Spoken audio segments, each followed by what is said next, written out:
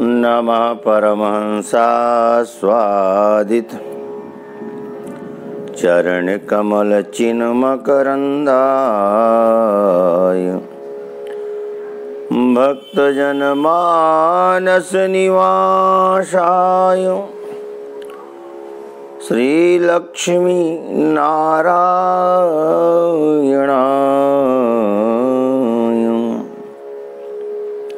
लक्ष्मीनाथ समारम्भां नाथयामुनुमध्यमाम् अस्मदाचार्यपर्यन्तां वन्दे गुरु परम्पराम्।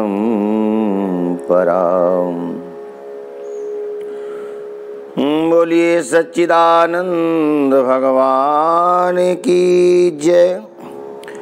बाल कृष्ण लाल की जय।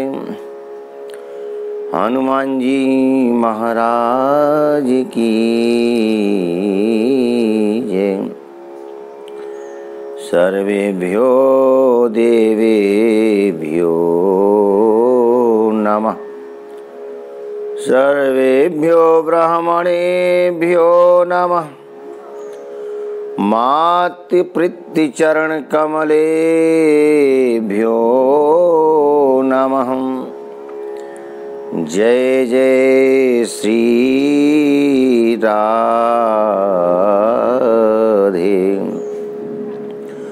जय जय श्री राधे।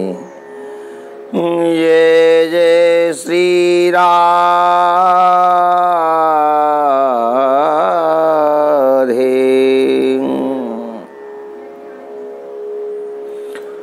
अनंत कोटि ब्रह्मांड नायक परात्पर जगदीश्वर अखिलेश्वर नंदनंदन भगवान श्याम सुंदर की वांग्मय प्रतिमूर्ति श्रीमद्भागवत महापुराण भगवान भागवत के चरणों में अनंतानंत बंदन प्रणिपात समर्पित करते हैं।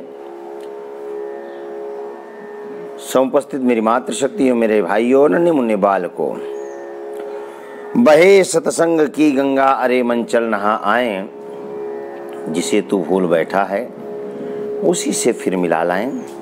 आइए भक्ति रस प्रवचन धारा में, नदी में, सरिता में डुबकी लगाएं, गोता लगाएं। उससे पूर्व 2 बार भगवान नाम लेते हैं। पश्चात कथा गंगा में गोते लगाकर जीवन को धन्य बनाएंगे। गोविंद जय जय गोपाल जय जय। राधा रमण हरि गोविंद जय जय। राधा रमण हरि गोविंद जय जय। गोविंद जय जय बोलो गोपाल जय जय। गोविंद जय जय बोलो गोपाल जय जय।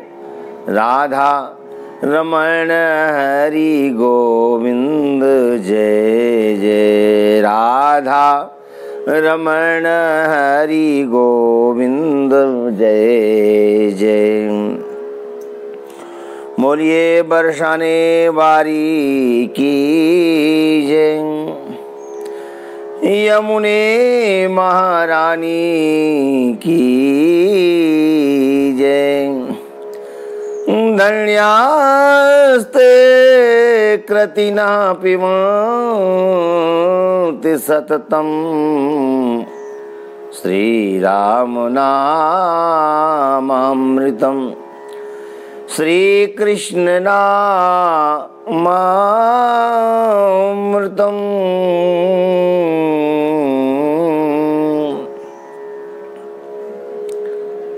आइए, बड़भागी हों लोग जो सदा सर्वदा भगवान नामृत का, कथामृत का, भागवतामृत का पान करते रहते हैं।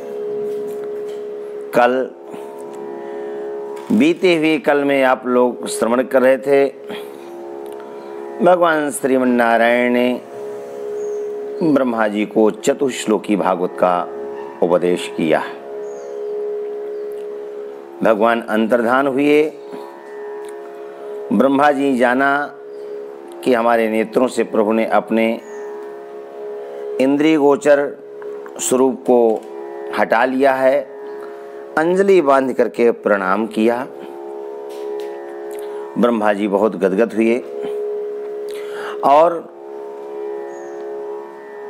कल्प के पूर्व में जो जैसी सृष्टि थी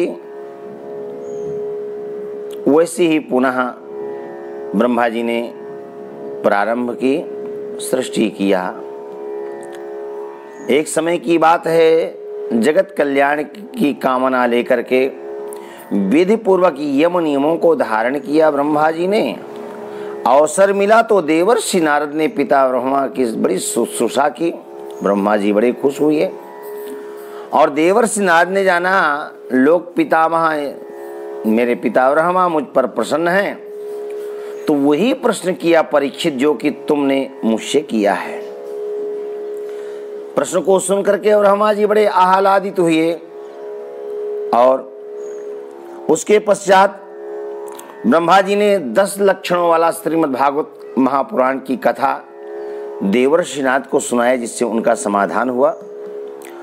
और देवर्षि नारद सरस्वती के पावन तट पर जिस समय मेरे पिता परम तेजस्वी भगवान व्यास ध्यान मग्न थे, पहुंच करके देवर्षि नारद ने उनको भागवत का उपदेश किया। पिता ब्रह्मा ने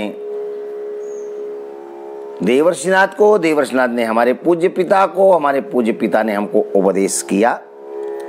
तुमने मुझसे जो प्रश्न किया था कि विराट पुरुष से इस जगत की उत्पत्ति कैसे हुई, और भी जो प्रश्न किए उसका मैंने आपको जवाब दिया है।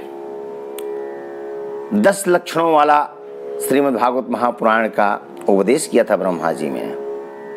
और प्रश्न किया था परीक्षित ने, देवर्षि नारद ने किन ब्रह्मा जी से प्रेरित होकर के किन किन को भागवत का उपदेश किया, किसने किसको उपदेश किया, आपने प्रश्न किया था, उसका मैंने जवाब दिया। 10 लक्षण। अत्र सर्गो विसर्गस्य स्थानं पोषणमूतयः मन्वन्तरेषानुकथा निरोधो मुक्तिराश्रयः। परीक्षित, भागवत में सर्ग, विसर्ग, स्थान, पोषण, ऊति, मन्वंतर, ईशानु, कथा, निरोध, मुक्ति और आश्रय, इन ऊति 10 विषयों का वर्णन है। इनमें जो 10वां आश्रय तत्व है उसी का ठीक ठीक निश्चय करने के लिए कहीं श्रुति से और कहीं तात्पर्य से और कहीं दोनों के अनुभव से महात्माओं ने अन्य 9 विषयों का वर्णन किया है। कल हम आपको यह सुना रहे थे, यह बता रहे थे। ब्रह्मा जी ने भगवान नारायण के किए हुए उपदेश चतुश्लोकी भागवत का स्मरण किया, चिंतन किया और सृष्टि का बोध हुआ। ब्रह्मा जी ने श्रवण किया और सृष्टि की।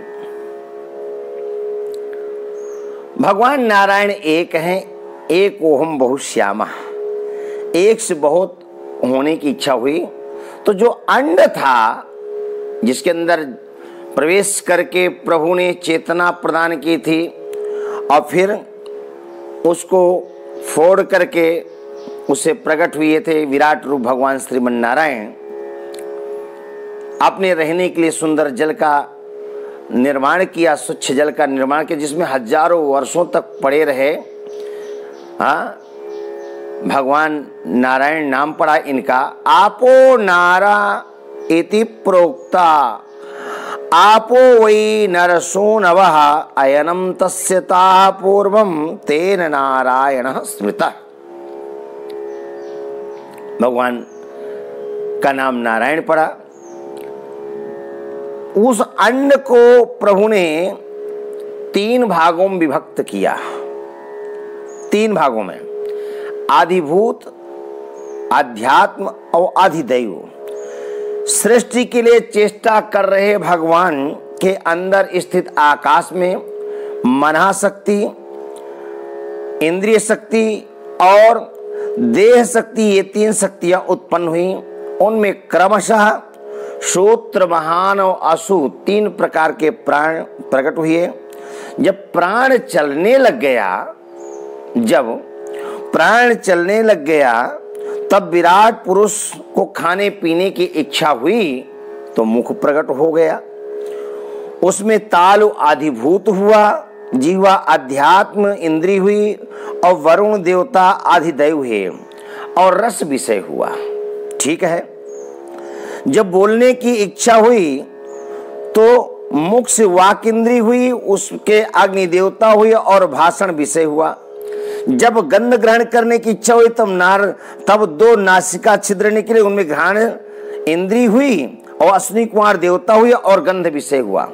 इस प्रकार से समस्त इंद्रियों का और देवताओं का प्राकट्य हुआ और विराट पुरुष के रूप में ये संपूर्ण जगत आप जो देख रहे हैं, ये विराट स्वरूप का अपना स्थूल स्वरूप है। प्रत्येक इंद्री का प्रत्येक देवता, उसका आदिदेव, आदिभूत, समस्त क्रियाएं हैं, बहुत विस्तृत है। विस्तार से जानना चाहते हैं तो भागवत ग्रंथ उठा लीजिएगा और पढ़ लीजिएगा। बहुत विस्तृत यहाँ पर जानकारी है और 2 स्कंद, 3 स्कंद में 2-3 बार यहाँ पर सृष्टि की चर्चा आती है। तो अति संक्षेप में इस कथा को कहते हुए निकलते हैं। व्यापक पढ़ना है, जानना है तो ग्रंथ सामने है, ग्रंथ को पढ़ लेना चाहिए। ठीक है। शौनकादि ऋषि कहते हैं, सूत जी महाराज आप तो हमें वही कथा सुनाइए जो कि सुखदेव स्वामी ने परीक्षित जी को सुनाया। अब ये बताइए, विदुर जी किस कारण से हस्तिनापुर का त्याग किया था? अपने भाई बंधुओं का त्याग करके तीर्थाटन के लिए निकल गए थे और तीर्थाटन करके पुनः लौट करके आए। क्यों आए, क्या कारण हुआ और तीर्थ यात्रा में सहसा जाने का कारण क्या बना?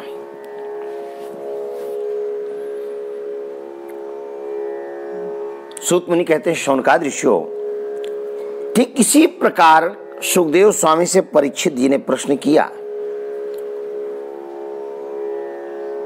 परीक्षित जी ने कहा, भगवान बताएं। विदुर जी तीर्थ यात्रा के लिए गए, मैत्रेयी से उनकी मुलाकात हुई। अब मैत्रेयी जी कोई सामान्य संत तो थे नहीं और विदुर जी भी कोई सामान्य नहीं थे। तो जब 2 भक्तों का मिलन होता है तो भगवत चर्चा होती है और चर्चा भी कोई सामान्य नहीं होती, फिर ढंग से होती है। तो फिर विदुर मैत्रेय के मध्य में क्या चर्चा हुई? क्योंकि विदुर की दृष्टि में मैत्रेय बहुत महान है और मैत्रेय की दृष्टि में विदुर कोई कम नहीं है। मैत्रेय ने स्वयं ही महिमा मंडित किया है विदुर जी को। सुखदेव स्वामी कहते हैं, राजन विदुर जी तीर्थ यात्रा के लिए गए, कारण यदा तो राजा स्वसुतान साधु पोष्णन्न धर्मेण विनाष्ट दृष्टि भ्रातुर्यविष्टस्य सुतान विबन्धु प्रवेश्य लाक्षा भवने ददाह। प्रवेश्य लाक्षा भवने ददाह।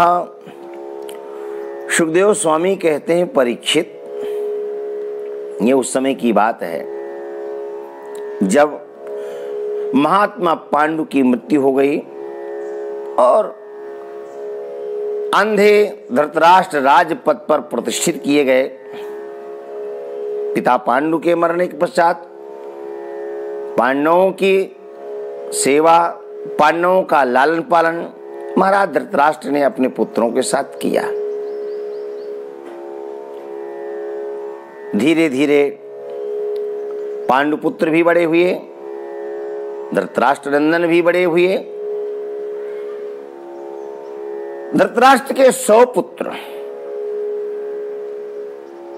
दुशासन और दुर्योधन प्रायः पांडवों से बहुत ही कटुता रखते हैं बचपन से ही।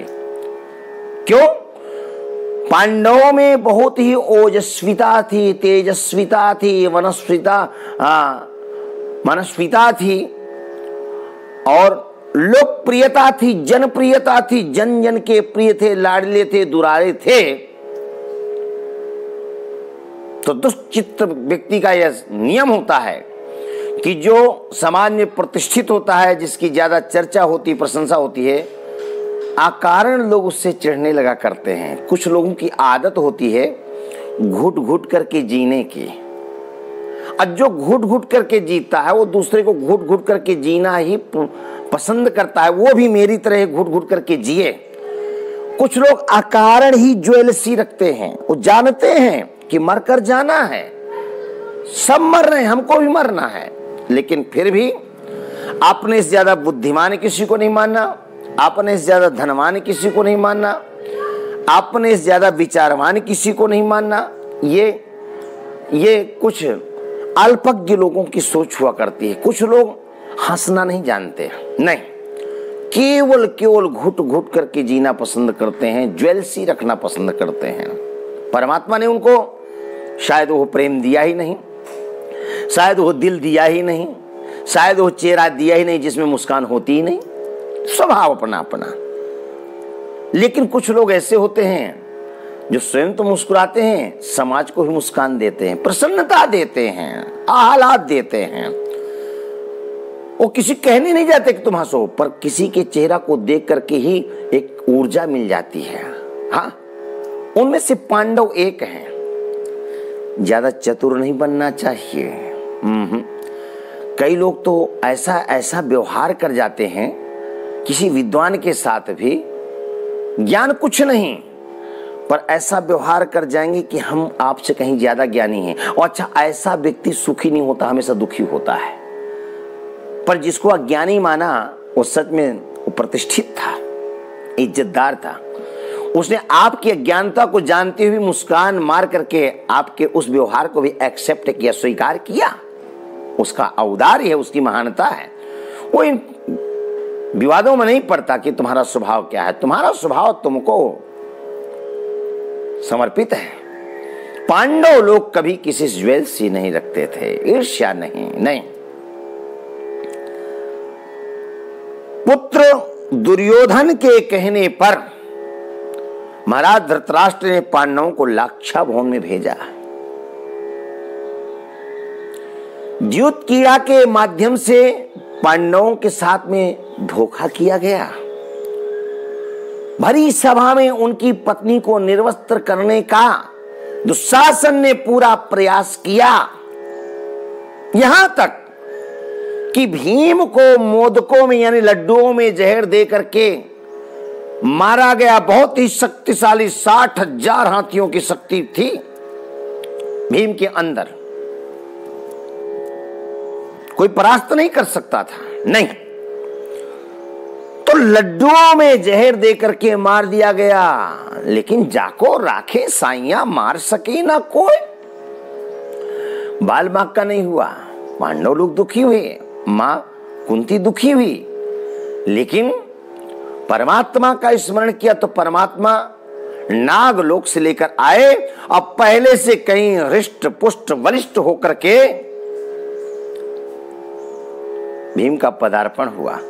दुर्योधन तो मार ही देना चाहता था, दुशासन तो मार ही देना चाहता था, लेकिन जितना विपरीत कर्म करता उतने अनुकूल उनको फल मिलता।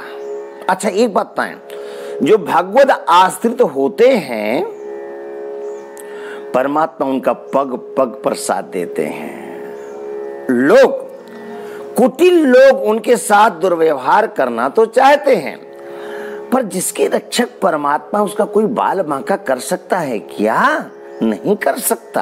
हाँ, विश्वास दृढ़ होना चाहिए परमात्मा के प्रति।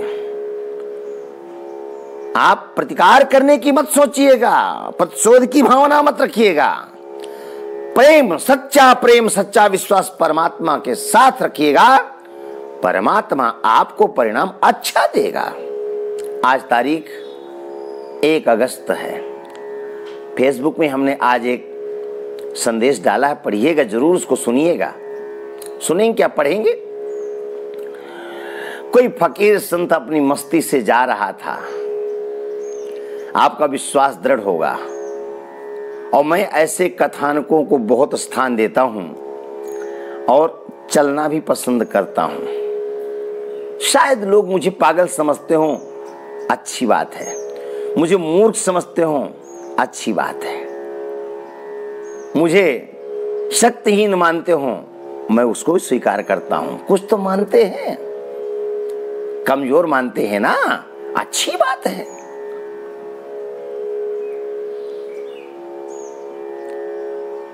कोई संत चले जा रहे थे, सुबह सुबह की बेला थी। परमात्मा के अनन्योपासक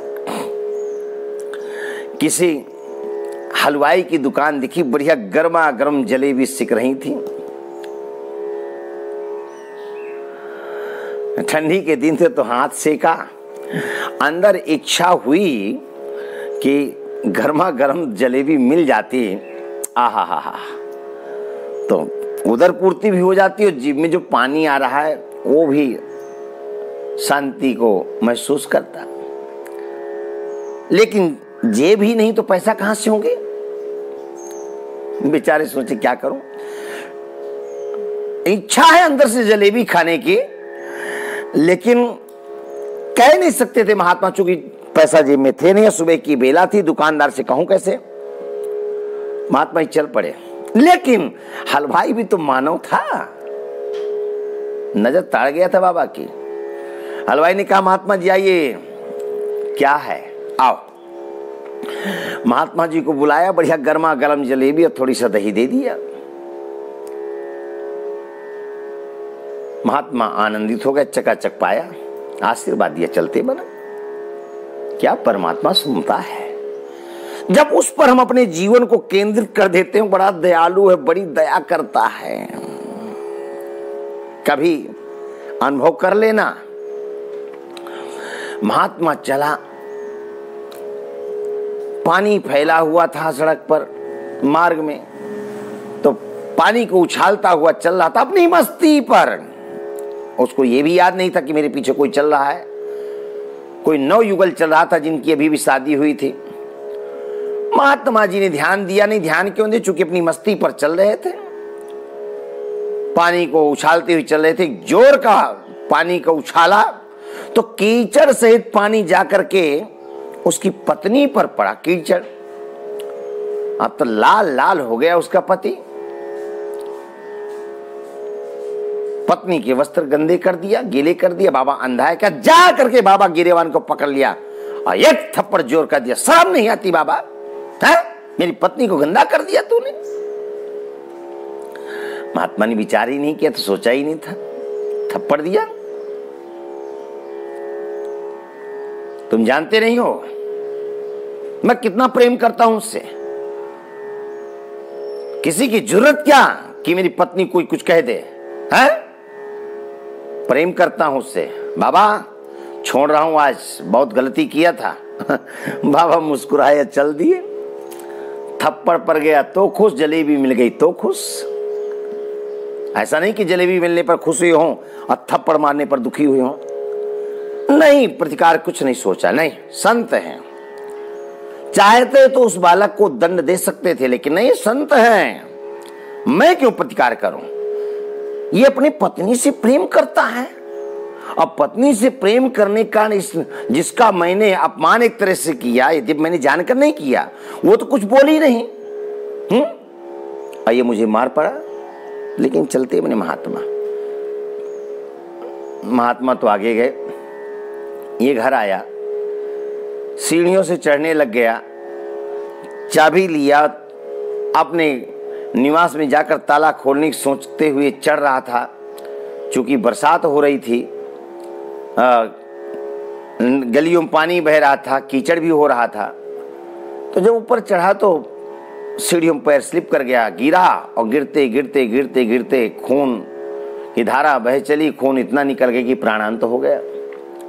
अब लोगों ने बाबा को पकड़ लिया, घेर लिया। बाबा तुम इतने क्रोधी कि उस बालक ने तुम्हें थप्पड़ क्या मार दिया, तुमने शाप दे दिया, शाप देने के कारण मृत्यु हो गई उस बालक की। महात्मा जी ने कहा मैं क्यों शाप देता, मुझे क्या जरूरत है। नहीं बाबा आपने शाप दिया। महात्मा जी ने कहा वहां कोई प्रत्यक्षदर्शी था, तो एक आदमी सामने आया, उसने कहा मैंने देखा महाराज, उसने आपको थप्पड़ दिया और आपको ये कहा कि मैं अपनी पत्नी को बहुत प्रेम करता हूं। हिम्मत क्या है कोई कुछ कह जाए। आप कुछ नहीं बोले थे, लोगों ने सुना। तो फिर इसको दंड कैसे मिला? हम तो ये सोचते कि सांप लगा, बोले नहीं, उसने अपनी पत्नी को प्रेम किया, उसकी दृष्टि मैंने अपराध किया। तो उसकी पत्नी का अपराध किया तो उसने मुझको दंड दिया, लेकिन मैं तो कुछ नहीं बोला, उसने मुझे थप्पड़ दिया। लेकिन जो मुझे प्रेम करता है तो वो अपना काम किया होगा, जैसे इसने अपनी पत्नी का काम किया, इसमें मेरा दोष नहीं है। नहीं, यदि आपका सच्चा प्रेम है परमात्मा के चरणों में तो आपको किसी से टकराने की जरूरत नहीं है। और बाबा तुलसी इस बात को पुष्ट करते हैं। भरत जी जब चित्रकूट की यात्रा के लिए बढ़ रहे थे उत्तरोत्तर, तो देवता लोग परेशान थे।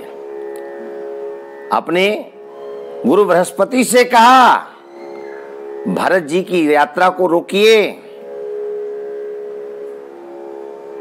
तब वहां पर गुरु बृहस्पति ने बड़ा दिव्य उपदेश किया था देवताओं को।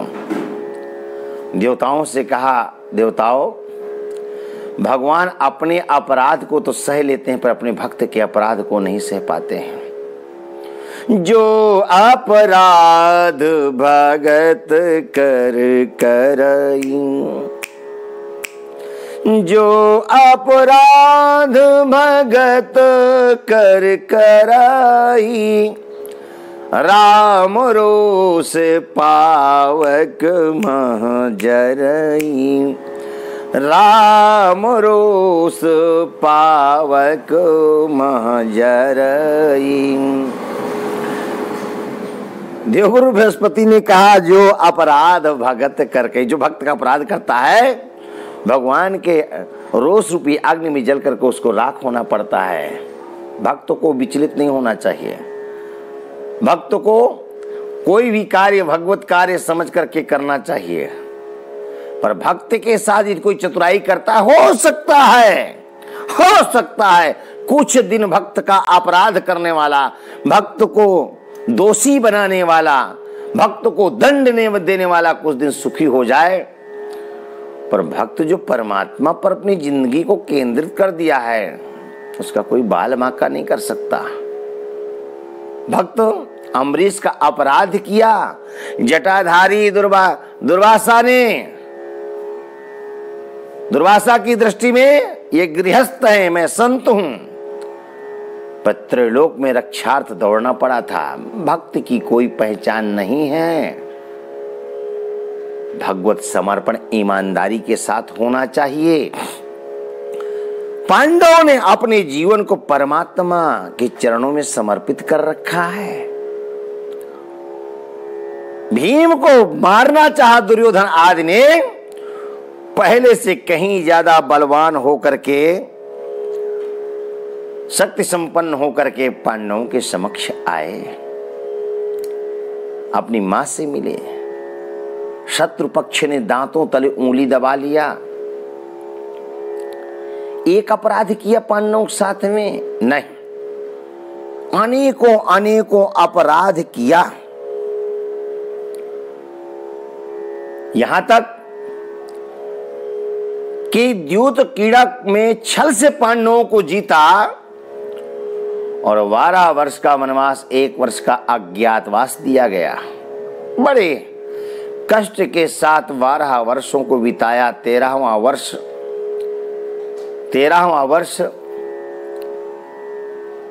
गुप्त रह करके उन्होंने अज्ञातवास के लिए कहा था, किसी को ज्ञात नहीं होना चाहिए।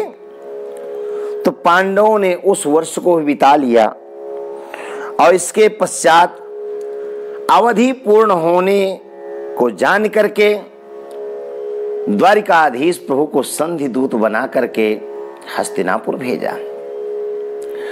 महाराज धृतराष्ट्र को जब ये बात ज्ञात हुई, दुर्योधन को बात ज्ञात हुई, पितामह भीष्म को बात ज्ञात हुई, तो महाराज कुरुवंश ने द्वारिकाधीश प्रभु को अपने पक्ष में, फेवर में लेने के लिए पलक पावने बिछा दिया। पांडव लोग तो वनवासी हैं, कुछ भी नहीं है, और इतनी सेवा कर देंगे द्वारिकाधीश की। दुर्योधन की सोच, हमारा पलड़ा भारी हो जाएगा। द्वारिकाधीश प्रभु नदी, नाले, पर्वत, पठारी क्षेत्र आदि को पार करते हुए हस्तिनापुर की धरा पर पैर रखा।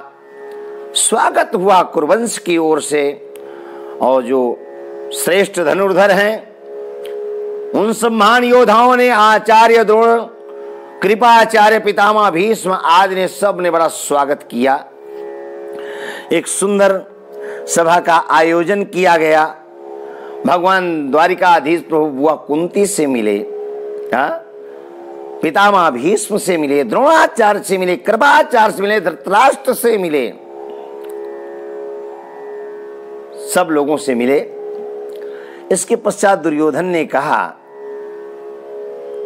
द्वारिकाधीश आप बहुत दूर चल कर के आए हैं। धृतराष्ट्र ने कहा, नहीं दुर्योधन रुको रुको। धृतराष्ट्र ने पहले द्वारिका की कुशल क्षेम पूछी, उसके पश्चात विराट नगर में स्थित पांडवों की कुशल क्षेम पूछा, और तब धृतराष्ट्र ने कहा दुर्योधन से, द्वारिकाधीश का पदार्पण हुआ है, स्वागत में कमी नहीं होना चाहिए। दुर्योधन ने कहा, द्वारिकाधीश बहुत दूर से चल करके आए हैं, थक गए होंगे, पहले विश्राम और फिर भोजन, उसके पश्चात सब बातें होंगी। द्वारिकाधीश प्रभु ने कहा, भैया सुयोधन, बात यह है कि विश्राम तब होता है जब स्वामी का कार्य हो जाता है। विश्राम कैसा? लक्ष्य तक पहुंचे बिना पथ पथिक विश्राम कैसा है? लक्ष्य मिला नहीं हो और पथिक अपने बीच में विश्राम करने लग जाए, कैसा विश्राम?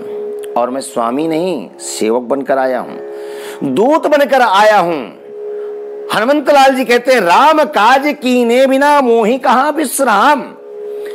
तो द्वारिकाधीश प्रभु ने दुर्योधन से कहा, भैया सुयोधन, विश्राम जैसी कोई स्थिति नहीं रही बात भोजन की, तो भोजन दो परिस्थितियों में होता है, या तो अच्छी क्षुधा सता रही हो तो भोजन किया जाता है, या फिर प्रेमी का प्रेम पराकाष्ठा पार कर रहा हो तब भोजन किया जाता है।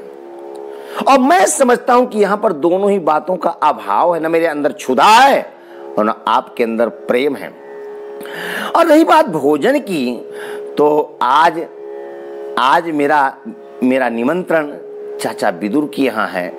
ये कहना हुआ कि दुर्योधन ने कहा, अभी तो चाचा विदुर से ढंग से आपकी मुलाकात भी नहीं हुई, और उस सभा में, स्वागत समारोह में चाचा विदुर भी थे, वो थोड़ी पीछे पड़ रहे थे, उचक उचक कर द्वारिकाधीश प्रभु का दर्शन पाना चाहते थे, लेकिन सब अपनी अपनी ओर से द्वारिकाधीश प्रभु को घेर रखा था। द्वारिकाधीश प्रभु ने जब सुना कि द्वारिकाधीश ने चाचा विदुर ने सुना कि द्वारिकाधीश कह रहे हैं कि चाचा विदुर घर में निमंत्रण है, बड़ा नटखट है, बड़ा चंचल है, इसका कोई भरोसा भी नहीं कब कुटिया में पहुंच जाए। तो चाचा विदुर ने तो चुपके से दरबार का त्याग किया, बाजार चले गए। द्वारिकाधीश आया है, सामान्य नहीं है, तरह तरह के पदार्थ खरीदना शुरू कर दिए, काजू, बादाम, पिस्ता, नाना प्रकार के पदार्थ।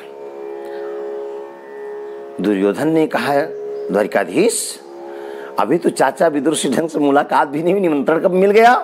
बोले उन्होंने मुझे कार्ड भेजा था, निमंत्रण कार्ड भेजा था, मतलब भाव से मुझे संदेशा दिया था। और ये कहने के पश्चात द्वारिकाधीश प्रभु चाचा विदुर की कुटिया की ओर चल पड़े। विदुर जी तो बाजार में जाकर के तरह तरह के पदार्थ खरीदने लगे। द्वारिकाधीश प्रभु जाकर के द्वार में आवाज लगाई, दरवाजा बंद था। चाची विदुरानी स्नान कर रही थी। जैसे आवाज लगाया ऐसा लगता माने विदुरानी प्रतीक्षा ही कर रही थी कि द्वारिकाधीश आने वाले हैं, मुझे स्वागत करना होगा।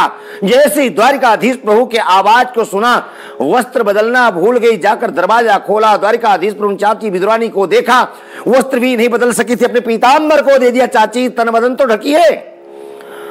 और चाची विदुरानी ने अपने बदन को ढका, तन को ढका और द्वारिकाधीश प्रभु के बैठने के लिए सुंदर स्थान की खोज की।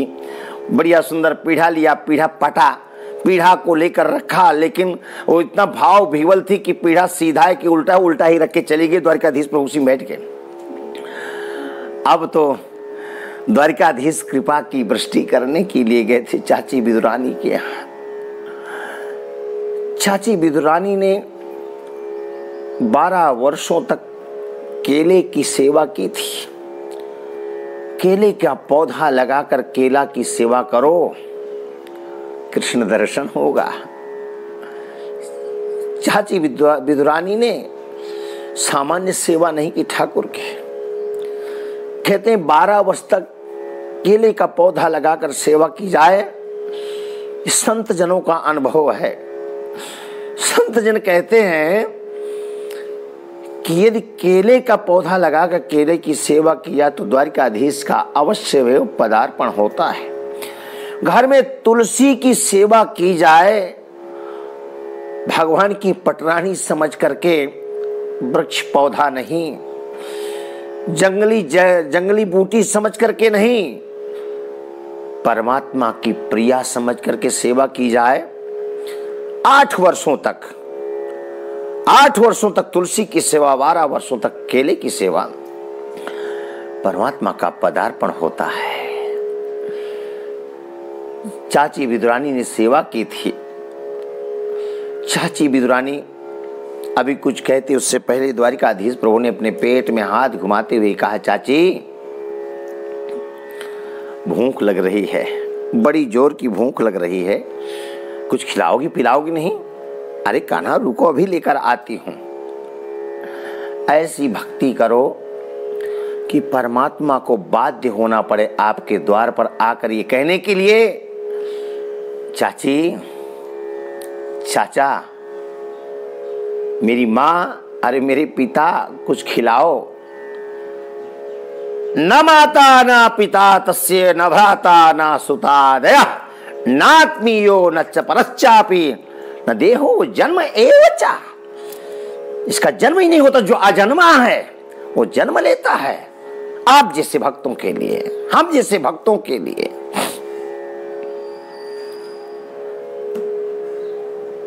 अजन्मा होकर जन्म लेता है। ऐसी सेवा करो, ऐसी शुश्रूषा करो, नकल नहीं करना। फला ऐसा करता तो मैं भी करूं, जो भी हो अपना हो, किसी और का ना हो। मीरा ने नृत्य कर करके द्वारिकाधीश को, ठाकुर को रिझाया। वो किसी बहुत बड़ी यूनिवर्सिटी में पढ़ने के लिए गई है, नर्तन सीखा है, ऐसा नहीं। उसका जो भी नृत्य था अपना था, खुद का था, किसी और का नहीं था, भाव का था। तो द्वारिकाधीश प्रभु ने उसको अपनाया। कबीर की जो पुकार थी वो अपनी थी, किसी और की नहीं थी। सूर्य ने पुकारा या तुलसी ने पुकारा, अपनी उनकी खुद की पुकार थी, किसी और का नकल नहीं। जो भी हो अपना हो, थोड़ा हो, किंचित हो, पर भाव के साथ हो। चाची विदुरानी ने केले की सेवा की थी, तुलसी की सेवा की थी। द्वारिकाधीश प्रभु पहुंचे। द्वारिकाधीश पहुंच करके याचना करते हैं, चाची कुछ खिलाओगी नहीं? वाह रे चाची विदुरानी, कौन सी तूने तपस्या की रे? वाह रे माँ यशोदा, माँ देवकी को छोड़ करके तेरा पुत्र बनना स्वीकार किया।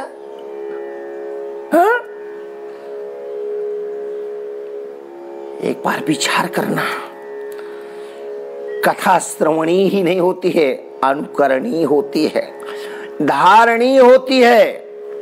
मैं बार बार कहा करता हूं, कथा मनोरंजन का साधन नहीं, आत्मरंजन का साधन है, मनोमंथन का साधन है। भाई, व्यवहार प्रेम का, एक बार माला नहीं जपना काम चल जाएगा, एक बार भगवत सम्मुख बैठ करके ध्यान नहीं करना चल जाएगा, पर किसी के साथ अप्रिय व्यवहार नहीं करना। वो जिसके साथ आप अप्रिय व्यवहार कर रहे हैं, जिसके साथ आप द्वैत का व्यवहार कर रहे हैं, वो परमात्मा का ही स्वरूप है। अहमेवा समेवाग्रे नान्यद यत सद सद परम पश्चादहम यदि तच्च एव शिष्येत शोष्म्यहम्। इस जगत से पूर्व मैं था, जगत के पूर्व मैं रहता हूं, जगत के मध्य में रहता हूं। इससे पहले स्थूल सूक्ष्म अथवा इसका कारण अज्ञान कुछ भी नहीं था, और अब जो कुछ दृष्टिगोचर हो रहा है वो सब मेरा अपना स्वरूप है। सर्वम खल विदम ब्रह्म।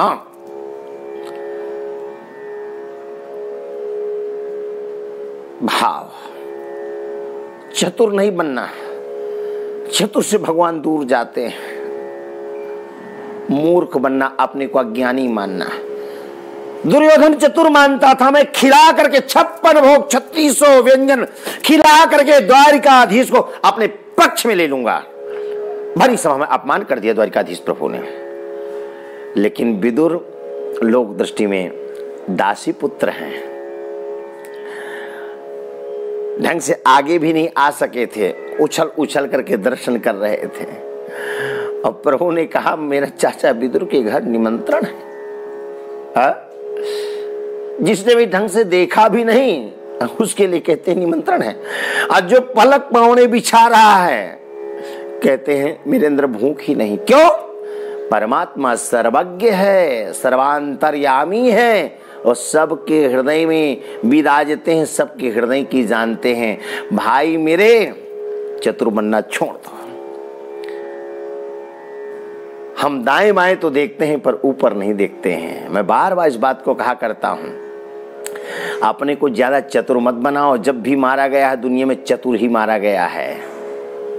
नहीं, अब सौंप दिया इस जीवन का सब भार तुम्हारे हाथों में। अब सौंप दिया इस जीवन का सब भार तुम्हारे हाथों में है। जीत तुम्हारे हाथों में और हार तुम्हारे हाथों में। मैं एक बात कहा करता हूं, पति पत्नी का जोड़ा है, रात दिन का जोड़ा है, ज्ञान और अज्ञान का जोड़ा है। ठीक है ना? कई बार हम किसी का विरोध करते हैं, या तो पत्नी करती है या तो पति करता है। तो यदि पत्नी का स्वभाव अच्छा हो तो पति को चाहिए कि पत्नी की नकल करे कि मुझसे अच्छी तो मेरी पत्नी है। और यदि पत्नी का व्यवहार सही ना हो, पति का सही हो, तो पत्नी को चाहिए कि पति का अनुकरण करे, अच्छाइयों को ग्रहण करे, बुराइयों को नहीं। बदले की भावना नहीं। उसने हमारे साथ ऐसा किया, ठीक किया आपके साथ, क्यों? उसके अंदर उतनी ही योग्यता है। वो अज्ञानी है, पर आप तो ज्ञानी है ना। आप क्यों बराबरी करते हो? उसने बुरा किया है, आप भला करो, कर भला तो हो भला। भला करने वाले बुरा नहीं होता। हाँ, जीवन का कुछ उतार चढ़ाव होता है, कई बार दुख होता है, पर भुलाओ, यदि आपके अंदर सच्ची निष्ठा है, सच्ची भक्ति है, तो आपका कोई बाल बांका नहीं कर सकता है। ईश्वर समर्पित जीवन रखो, अपने को चतुर मत बनाओ। नहीं, दुर्योधन ने चतुर माना, भगवान ने तिरस्कार किया। चाची विदुरानी के घर पहुंच गए। चाची विदुरानी ने केले के पत्तों को उतारा, स्टील की थाली नहीं लाई, नहीं, पत्रावल्याम च भोजनम, पहली महात्म्य कथा कही गई है। तो केले के पत्तों को उतारा, पवित्र है, संत को खिलाना है, किसी विद्वान को खिलाना है, तो यह तो बढ़िया धातु का पात्र हो, या तो फिर पत्रावल्याम च भोजनम, और तो कुछ था नहीं। तो केले का ही पत्ता उतारा, केले की सेवा की थी, केले का ही पत्ता उतार करके उसको पोंछ करके ठाकुर के सामने रखा। अब केले के फल उतारा, केले के फल उतारा, बढ़िया उनको धुला, पवित्र किया। अब फिर द्वारिकाधीश के सम्मुख बैठ करके छिलकों को छील दिया। ऐसा नहीं कि ऐसे रख दिया। हम लोग कई बार भोग लगाते हैं ठाकुर जी को, तो केला आ गए बाजार से, केला को प्लेट में रख दिया, घंटी बजा दिया, आम को रख दिया, घंटी बजा दिया, अनार को रख दिया। तुम छीलते रहो, आम भी छीलते रहो, केला भी छीलते रहो, संतरा भी छीलते रहो, अनार भी छीलते रहो। इसको भक्ति नहीं कहते हैं। बच्चे को खिलाते तो केला ऐसे ठूस देते हो क्या मुंह में? नहीं ना, प्रेम से केले का छिलका उतारते हो। क्यों? इसलिए कि मेरा बालक है, अब इसको छीलना नहीं आता है, नहीं, और मैं मां हूं, मैं पिता हूं, तो केले को छीलते हैं और छील करके बड़े प्यार से बालक को खिलाते हैं। मैं कथा करने जाता हूं पूरे देश में, अन्य संत विद्वान भी जाते हैं, अनेक अनेक परिवारों में जाना होता है। एक परिवार में गया मैं, यद्यपि अनेक परिवारों में ऐसी घटनाएं घटती हैं, ऐसा प्यार मिलता है बालकों को। तो हम बढ़िया सोफा में बैठे थे, कुछ ऐसा समय था बैठने का। परिवार की बहू अपने बालक को रसोई में खिला रही थी, लेकिन बालक चंचल उठ के भागा। तो प्लेट में माँ ने बड़े उसके लिए दाल चावल सान रखा था, और उसके पीछे दौड़ रही थी जैसे माँ यशोदा कान्हा के पीछे दौड़ती है। अब बालक को जहां भी पाती पकड़ के खिलाती। फिर बच्चा छोटा है, चंचल है, नटखट है, उसको अधिकार है, एकाधिकार है, कहीं भी घूमे, कहीं भी टहले। माँ बाप का धर्म है, माँ बाप का धर्म है कि माँ बाप उसको खिलाएं। तो माँ उसको खिलाती। इस दृश्य को हम बैठे बैठे देख रहे थे, और देखते देखते अश्रु प्रवाह होने लग गया। माँ अपने बालक को खिला रही थी, लेकिन भगवान साक्षी हम उस छवि को माँ यशोदा और बालक कृष्ण के रूप में देख रहे थे कि वाह, ऐसी ही कभी हमारी माँ यशोदा बाल कृष्ण प्रभु को खिलाया करती थी।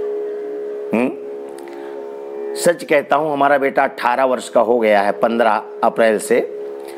आज भी उसको दाल चावल सानना नहीं आता, तो जब खाता है तो अपनी माँ से कहा करता है, माँ, मम्मी तो चावल में दाल डाल के सान दो ना।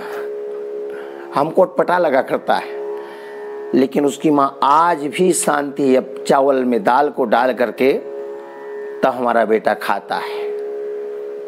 प्यार दो, प्यार बांटो। ये बाल्य अवस्था बार बार नहीं मिलती है। जहां बच्चे बड़े हो गए, शादी हो गई, तो बस वही प्रपंच भूल गए, राग रंग भूल गए, अकड़ी 3 चीज याद रही, नून तेल लकड़ी। तो बाल्यावस्था का सुख बालकों को मिले, ऐसा व्यवहार करिए।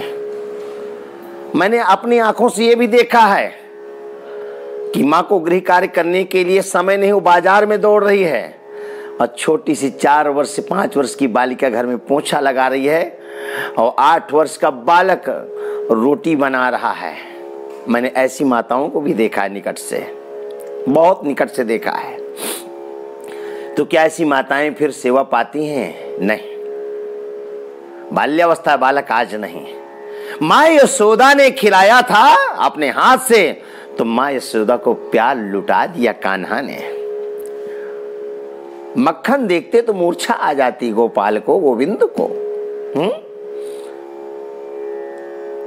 ब्रज से मथुरा पहुंच गए, और माँ देवकी जब जेल आज से मुक्त हो गई और परस्पर मिलना हुआ और रहने लग गए, तब मां देवकी ने एक दिन उनके थाल में गोरस रख दिया। बस मां देवकी ने जन्म दिया है, लेकिन याद मां यशोदा की करते हैं। मूर्छित हो गए थे गोविंद, गोपाल, कान्हा, सब लोगों ने मिलकर चैतन्य किया था। और जब पूछा गया कान्हा ऐसा क्यों, तो कान्हा ने कहा मां देवकी से, मां ये गोरस खिलाने का परोसने का अधिकार एकमात्र मेरी मां यशोदा को है। ऐसा व्यवहार करो बालकों के साथ कि बालक कभी अतीत में याद करे तो आपकी अच्छाइयां याद करे। ये बाल्यावस्था बार बार नहीं आती है। ये कोई सब्जी मंडी नहीं है कि आज पसंद नहीं तो कल बदल लेंगे, परसों और ले आएंगे। प्यार लुटा दो। बुआ कुंती से द्वारिकाधीश मिले, अब चाची विदुरानी के पास है। चाची विदुरानी के पास है, रिश्ते में बुआ है, चाची कहते हैं। चाची तो द्वारिकाधीश प्रभु को बुआ, वो चाची विदुरानी छिलका छीलती हैं और छिलका छील करके तो चाची विदुरानी केले के ही पत्ते में केले फल को रख करके छील छील करके द्वारिकाधीश प्रभु को खिलाने लग गए। भाव विह्वल है चाची विदुरानी। क्यों? साक्षात जगत नियंत्रण का पदार्पण जो हुआ है, गोविंद का पदार्पण जो हुआ है, बड़े चाव के साथ में बुआ चाची विदुरानी केला छीलती हैं और गोविंद को देती, गोविंद खाते जा रहे हैं, चाची विदुरानी खिलाती जा रही हैं। इसी बीच में चाचा विदुर का आगमन हुआ, दरवाजा में आवाज लगाई, अरे खोलो, तो खोलने गई विदुरानी। चाचा विदुर ने दरवाजा खोलते ही कहा जल्दी जल्दी ये देखो, मैं काजू लाया, बादाम लाया, पिस्ता लाया, न जाने क्या क्या लाया हूँ। बोले क्यों? बोले द्वारिकाधीश आने वाले, भरी सभा में आज मेरा बड़ा सम्मान किया है। 56 भोग 3600 व्यंजन दुर्योधन ने बनवा रखा था।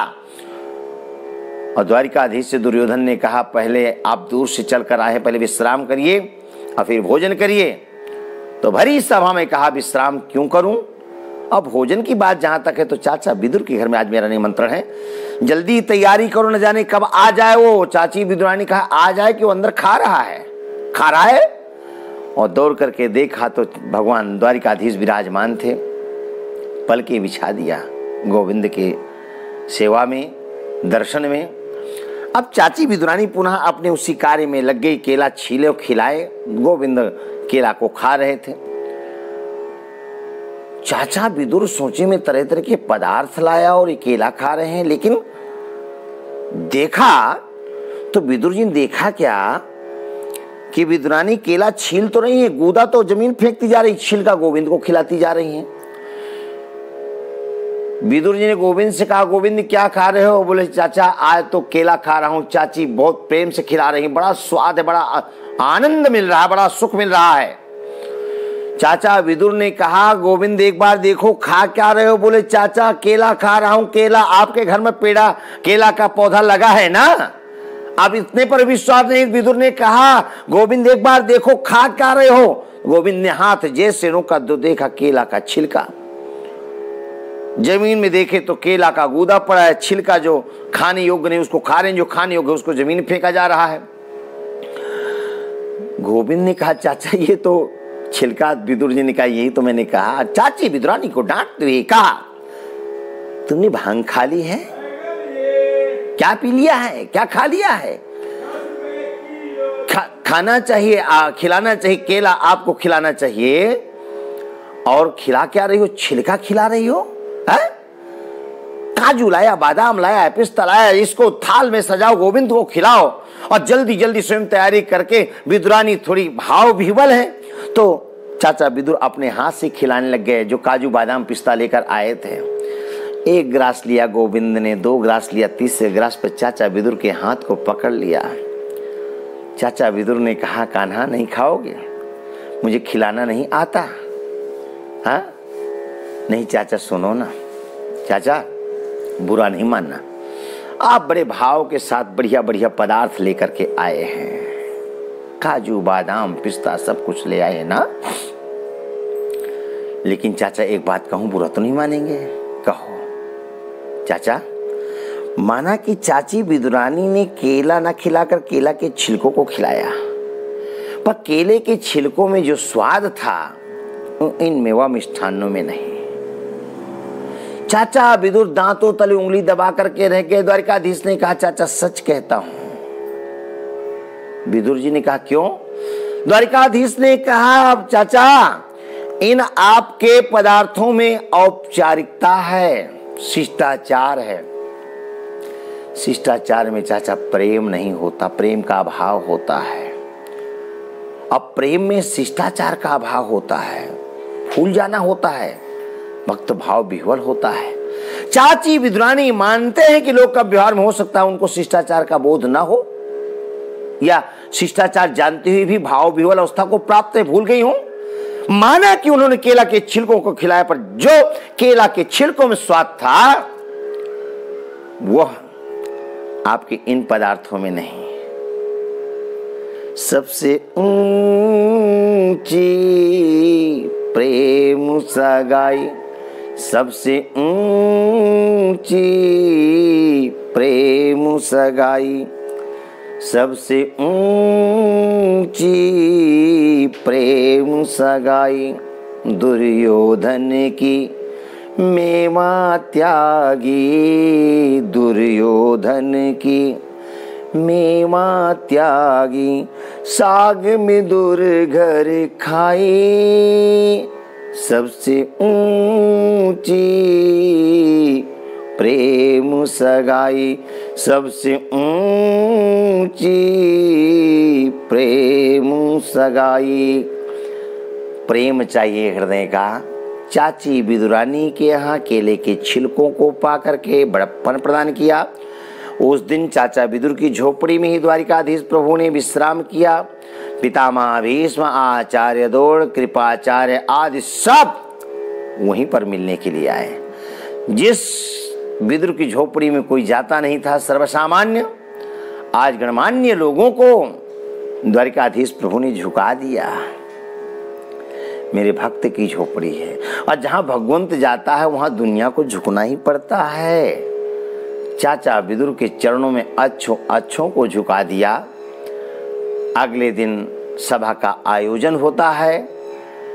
संधि दूत बनकर के प्रभु आए हैं, दूर से चल करके आए हैं, थक गए हैं, आज विश्राम करने देते हैं और कल की सभा में कथा को गति देंगे।